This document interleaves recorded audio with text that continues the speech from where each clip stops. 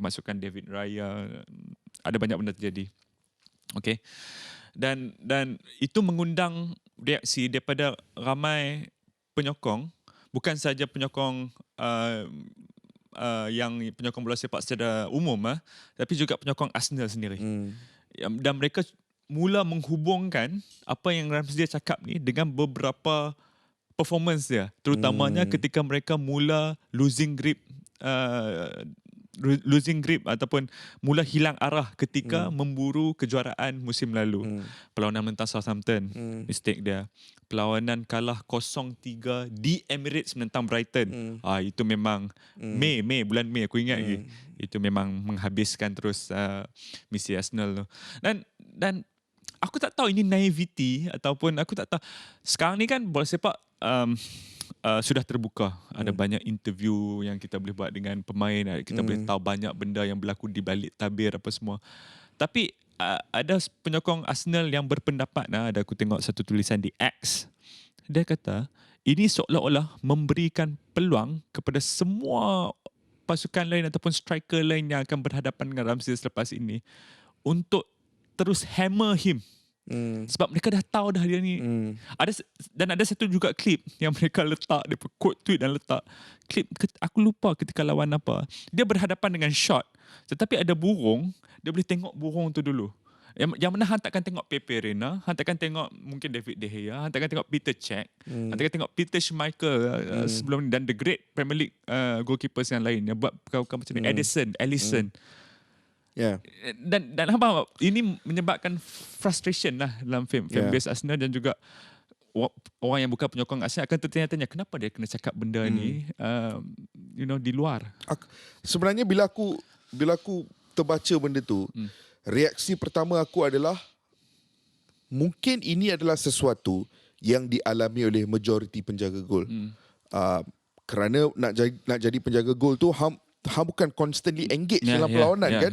Hang akan ada fasa di mana hang di belakang saja, perlawanan berlangsung di depan, hang dengar macam-macam benda, there's a lot of things yang bermain di fikiran. Tiba-tiba hang ada ruang untuk berdiri keseorangan, dan bila berdiri keseorangan tu hang boleh dihantui oleh fikiran-fikiran tersendiri kan.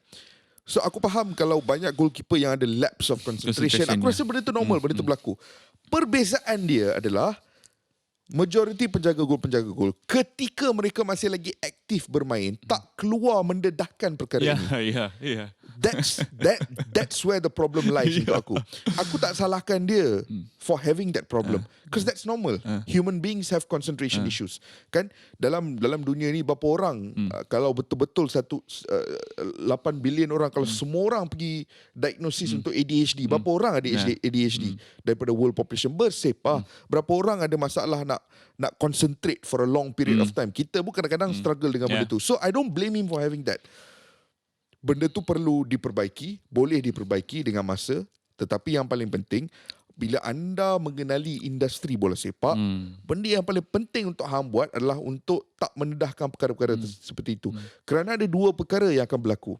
First, apa yang hang cakap tadi, penyerang-penyerang kelab lain lepas ni akan target dia. Dapat je half chance, rembat. Jangan bagi satu ruang pun dekat shot. Sebab dia akan ada moments lapse of concentration kan. So rembat. Tetapi perkara yang kedua yang akan buat adalah sekarang ni semua aksi, semua gol yang dia lepaskan, orang akan scrutinize dan orang akan cakap adakah ini sebab lapse in concentration. Padahal kalau hang rewind balik semua kesilapan-kesilapan ataupun dilakukan, maybe those are genuine mistakes. Tak semua yang berkaitan dengan lapse of concentration kan. Setuju. Tak semua yang berkaitan dengan kehilangan fokus. Tapi sekarang ni semua benda yang dia buat, diorang akan kaitkan dengan kehilangan fokus. Sebab dia dah keluar cakap benda tu. So dia tak strategik. Keputusan yang kurang strategik yang dia buat, dan lagi tak strategik apabila kita mengambil kira bahawa dia sekarang kehilangan tempat sebagai penjaga gol nombor 1. Dan sekarang ni mengambil situasi yang telah pun berlaku, lagilah Mikel Arteta akan hesitant sikit nak bagi dia ruang dan peluang untuk diturunkan. And that brings me to the second interview yang bapa Aaron Ramsdale. Ya, satu lagi follow up. Yang ni pun aku rasa macam aduh, janganlah buat macam ni. Bapa Aaron Ramsdale keluar in the press and mengkritik Arsenal. Sedikit sebanyak mengkritik Arteta juga indirectly.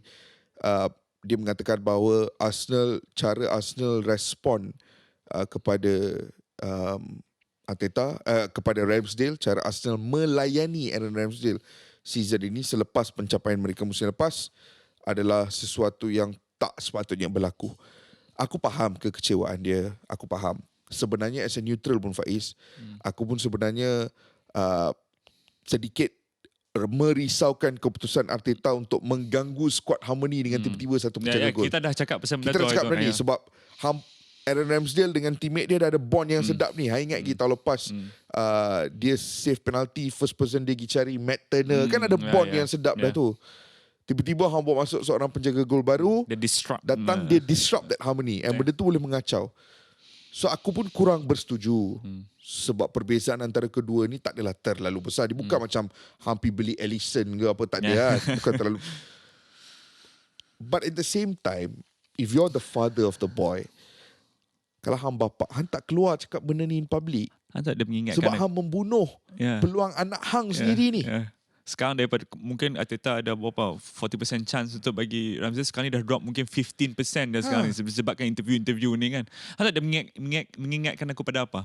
Kita semua tengok dalam 3 minggu lepas viral satu dunia series Netflix, short series Beckham. Kan?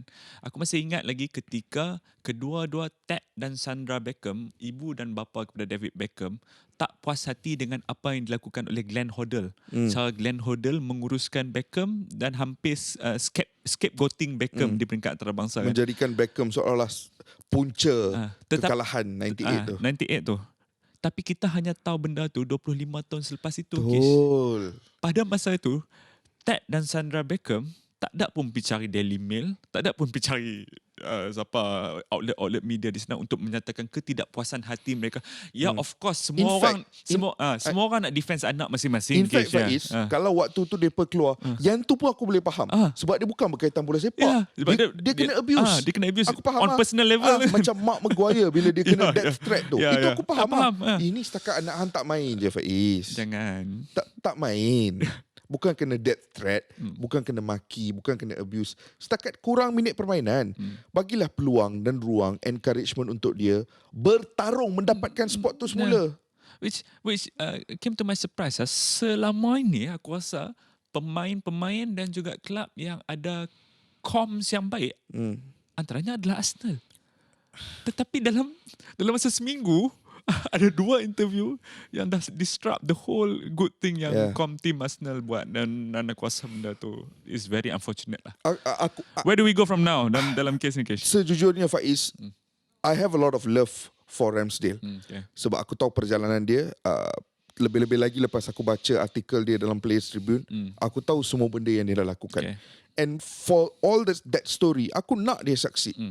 Tapi 2 temu bual yang berlaku minggu ni adalah 2 temu bual yang bagi aku membunuh sedikit lagi aspirasi dia untuk mendapatkan semula tempatnya.